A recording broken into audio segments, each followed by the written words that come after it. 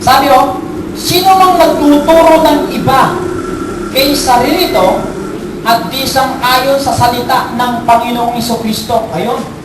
Pagka raw hindi sang-ayon sa salita ng ating Panginoong Jesucristo ang turo at sa mga aral tungkol sa kabanalan, ano tawag? Nangyayabang. Ngunit walang nalalaman. Bakit? May sakit siya eh. Sakit na niya ang manuligsa at makipagtalo tungkol sa mga salita. Bagay na humahantong sa inggitan, alitan, kutsaan, at pagbibintang. Mahilig din silang makipagtalo sa mga liko ang pag-iisip at di kumikilala sa katotohanan. Mga taong nag-aakala na ang relihiyon ay paraan ng pagpapayaman. Alam mo, kaya lang sila nakikipagtalo in public para makita sila'y magaling sa Biblia, para makahakot sila ng miyembro, at pag marami silang miyembro, maraming magbibigay ng tithes and offerings. Kaya akala ng mga reliyosong taong ito, ang paraan ng pagpapayaman din, yung magtatag ka ng isang reliyon na negosyo. Kaya nga maraming reliyon, ginagamit lang talaga ang pangalang Kristo, Iglesia ni Kristo. Pagkatapos ito, sangkatembang offering naman ang ginagawa. Kaya mag-iingat po kayo. Magkaintindihan po ba tayo mga kapatid? Kailangan po nating makinig ng aral tungkol kay Kristo at magbasa. Samahan niyo kung sino talaga ang mayroong karunungan ng Diyos. Unang Korinto, 1 Corinthians. Sabi po rito mga kapatid, kung ano ang sinasabi ng Apostol Pablo sa mga mahuhusay na debatista sa mundong ito. Ito po sinasabi, Unang Korinto 1:20. Sabi rito, 1 Corinthians chapter 1 verse 20, ano ang kabuluhan ngayon ng marurunong ng mga eskriba, ng mahuhusay na debatista sa daigdig na ito? Ipinakilala ng Diyos na ang karunungan ng sanlibutan ito ay kamangmangan. 21, sapagkat ayon sa karunungan ng Diyos, hindi niya itinulot na siya'y makilala ng tao sa pamamagitan ng karunungan ng sanlibutan ito. Sa halip, minarapat niyang ang mga nananalig sa kanya'y iligtas sa pamamagitan ng mabuting balita. Ano yung mabuting balita? Yung Ebanghelyo. Yung salitang lumabas mismo sa bibig ng ating Panginoong Jesucristo. Yun po ang mabuting balita. Yun yung aral na dapat na ipinapangaral ng lahat ng tao. Amen po ba? Tuloy po natin. Mabuting balita na aming ipinangangaral, ngunit ipinalagay naman ng sanlibutan na isang kahangalan. Ang mga Hudyo'y humihingi ng kababalaghan. Ang gusto ng mga Hudyo, alam mo? Magmilagro ka nga, tingnan natin kung sa Diyos ka. Ayan ang gusto eh. Kaya yung mga tao, gusto maniwala mo nang may milagrong ginawa ka, saka muna maniniwala. Ganyan ang ugali ng mga Hudyo. Humihingi sila ng kababalaghan bilang katunayan. Eto naman, sabi rito, karunungan naman ang hinahanap ng mga Grego. Ngunit, sabi ng Apostol Pablo, ang ipinangangaral namin si Kristong ipinako sa krus. Yun po ang good news. Isang katitusuran sa mga Hudyo at kahangalan para sa mga Hintil. Subalit sa mga tinawag ng Diyos, maging Hudyo at Grego, si Kristo ang kapangyarihan at karunungan ng Diyos. Palakpakan natin si Lord. Amen!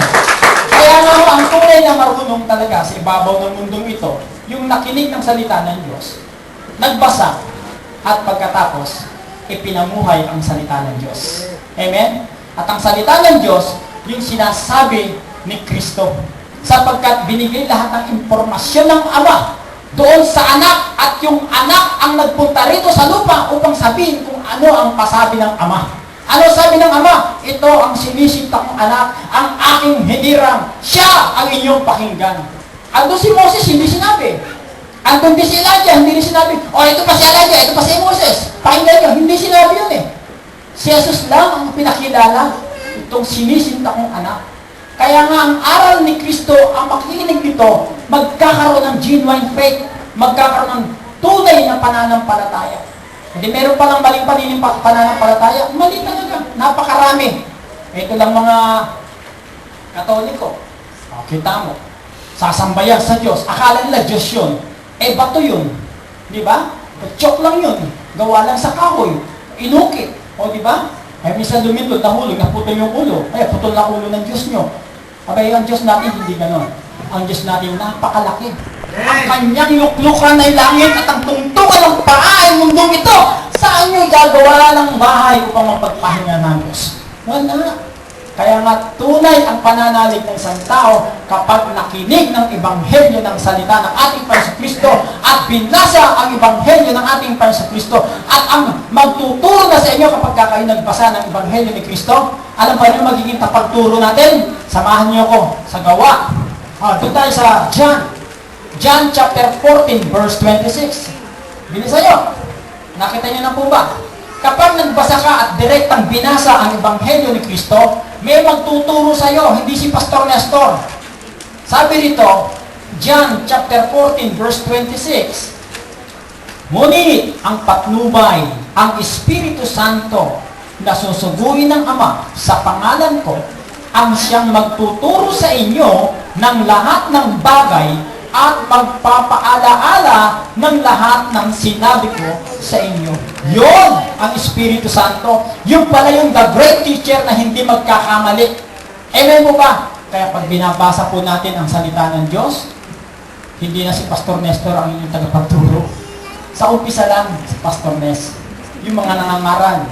At yung layunin ng mga mangangaral na ito, ilapit kayo sa Diyos. Ilapit kayo kay Kristo. Hindi, ilapit kayo sa iglesia, ilapit kayo sa kapulungan, ilapit kayo sa miyembro, hindi ho. Ilapit kayo sa Diyos. At doon kayo kinakailan maging miyembro sa langit. Hindi miyembro ng iglesia, kasi miyembro ng iglesia, sandali na, tanggalin ka, tiwalagan eh. Amen po ba? Pero pagka ikaw miyembro ng langit, kahit sa ka mapunta ka, pag napunta ka ng Asia, napunta ka ng Africa, napunta ka ng Amerika, eh meron pa rin Espiritu Santo susubaybay sa iyo. Amen po ba? Palakpakan natin si Lord. Kaya mo, kapag nagbasa ka ng Biblia, merong Espiritu Santong magtuturo sa atin. Samahan niyo ako sa 1 John. 1 John chapter 2 verse 27. Ganito ho sinasabi sa 1 John chapter 2 verse 27. Nakita niyo na po ba? Okay, babasahin ko atin yung subaybayan sa inyong mga Biblia. 1 John chapter 2 verse 27. Ang Espiritu'y pinagkaloob na ni Kristo sa inyo at habang siya'y nananatili sa inyo, hindi na kailangan turuan kayo ni numan. Ang Espiritu ang magtuturo sa inyo saan? Sa lahat ng bagay. Amen po ba? Kaya po, ang gawain ito kapatid, kung titignan mo, no? Wow, anong gawain nyo? Ang liit-liit naman. Bakit gano'n naman simbahan nyo? No? Parang kulang sa yero. Pero ito mga nagkakapatid, sinasamahan tayo ng Espiritu ng Diyos. Amen po ba? Amen. Kahit saan ka pumunta, naroon ang Espiritu ng Diyos, kapag meron isang simbahan si Kristo, ang kinikilalang tagapagligtas, at tumatanggap sa Espiritu Santo, kapatiran natin yung kapatid. Maaring sabi nga ng ating Panginoon, meron akong ibang tupa na wala sa kawan na ito. Amen po ba? Kaya napakarami nating kapatiran. Hanggat kung saan mayroong Espiritu ng Diyos at may naboborn again, trabaho ng Espiritu ng Diyos na maborn again ng tao, hanggat may naboborn again mga kapatiran natin yan. Amen po ba? Palakpakan natin ang ating Panginoon. Ang kaligtasan po kapatid, hindi nagmula sa ating bansa. Ang kaligtasan mula sa Jerusalem. Tapos sa Judea. Sinishare sa Samaria. Sinishare hanggang sa lahat ng panig ng daigdig na ito. Nakarating sa atin kailan ng 1897. Amen. Isipin mo yan. Oh, doon lang nagsimula yung ebanghelyo. Isipin mo naman yan.